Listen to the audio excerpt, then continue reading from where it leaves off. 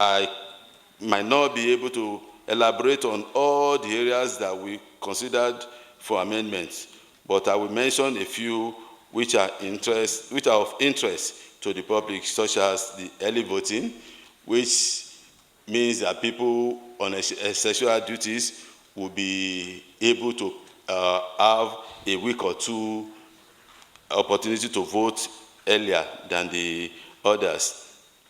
Non-compulsory use of PVC has been agitated by the populace. Timeline for elections and election tribunals, which is proposed to be moved from the Constitution to the Electoral Act, although this will still require some constitutional amendments.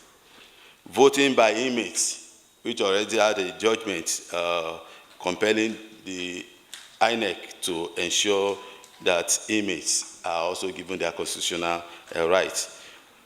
Replacement of members of legislative houses without by-election, which was also a proposal from INEC trying to look at way of costing costs.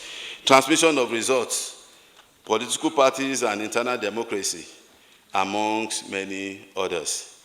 A document highlighting these proposals will be circulated in the hall to all relevant.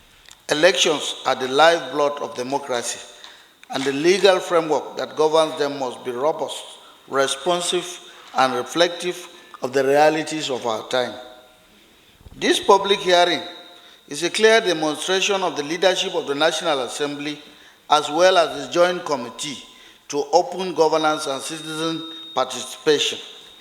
It is our firm belief that laws that affect the generality of the people must benefit from the input, their experience, and their aspirations. It is in that spirit that we invited stakeholders from across the spectrum, political parties, civil societies, electoral experts, security agencies, and media experts, academia, and ordinary citizens to contribute meaningfully to this reform of our electoral legal framework.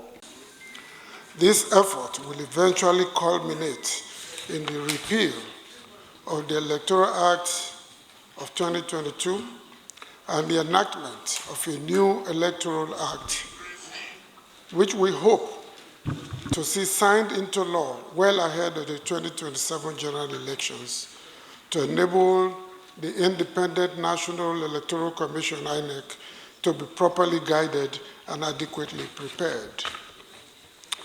The Electoral Act Amendment Bill seeks not only to strengthen measures against electoral fraud, improve access for persons with disabilities, and establish clearer timelines for resolving disputes, but also to reduce the ambiguities that trailed previous elections.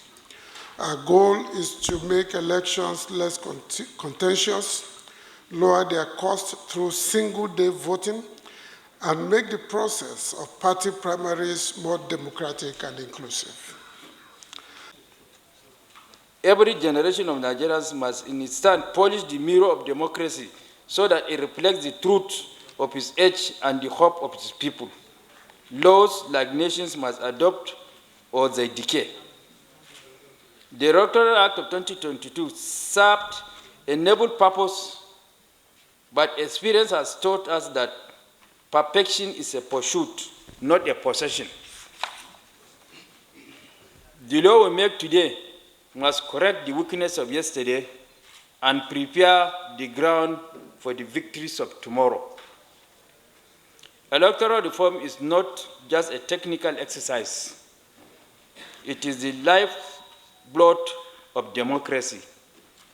It ensures that leadership is born of legitimacy and that power flows from the people, not from privilege. A nation's greatness is not measured by the noise of its elections, but by the credibility of their outcome. When citizens believe that their votes count, they invest faith in the republic. When they doubt it, the soul of democracy begins to fade. Our duty as legislators is therefore to build a system where every Nigerian, from Sokoto to Calabar, from Yenagoa to Kano, and from Maiduguri to Port Harcourt. They didn't write Maiduguri here, but I decided to mention Maiduguri. From Maiduguri to Port Harcourt.